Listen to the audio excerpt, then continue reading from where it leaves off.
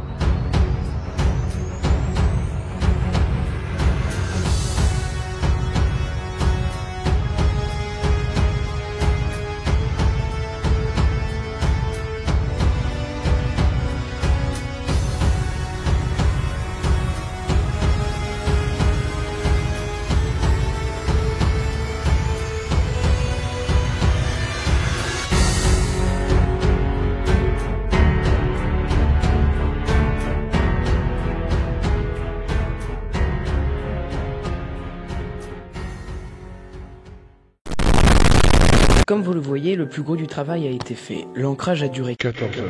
ce qui est assez conséquent. Comme je ne suis pas très bon, j'ai essayé de m'appliquer et le résultat est plutôt propre, bien qu'il y ait quelques imperfections. Cependant, le remplissage devrait les couvrir pour la plupart.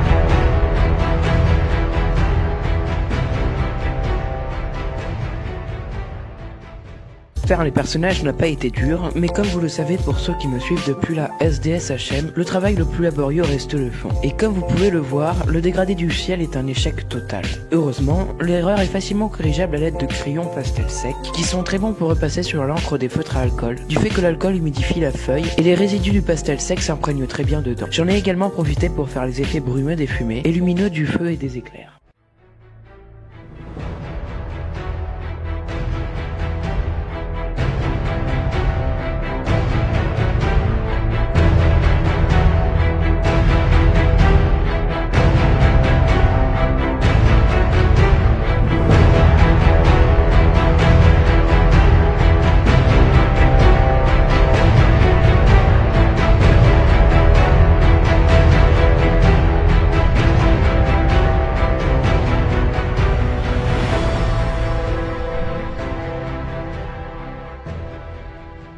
Voici le résultat final. Ce dessin m'a pris environ 32 heures et je suis très fier du résultat. Certaines personnes penseront sûrement que le chapeau de Luffy n'est pas réussi. Sachez cependant que j'ai volontairement retravaillé son design en m'inspirant d'une vidéo de Studio AP dans lequel son chapeau était souillé au lieu d'être bien entretenu comme on le voit dans le manga, car n'oubliez pas que ce sont des pirates. Je vous invite par ailleurs à dire ce que vous pensez de ce dessin dans les commentaires et pourquoi pas à lui donner une note sur 10. Certes, j'ai mis 2 semaines et demie avant de publier la vidéo au lieu d'une semaine convenue, mais comprenez que je ne m'attendais pas à ce qu'il soit aussi long. Parlons de cette saison. Elle a été très constructive, sans doute plus que la SDSHM, car j'ai progressé à la fois en ancrage, mais aussi en remplissage. Toutefois, je n'ai pas atteint la visibilité que j'attendais, mais je tenterai ma chance avec la prochaine saison. Avant qu'elle n'arrive, je posterai sans doute une vidéo HS, c'est-à-dire hors saison pour marquer une rupture entre les deux et parler des futurs projets. Sur ce, c'est la fin de la vidéo. Merci à tous d'avoir regardé, et on se retrouve la semaine prochaine pour un nouvel épisode. A plus.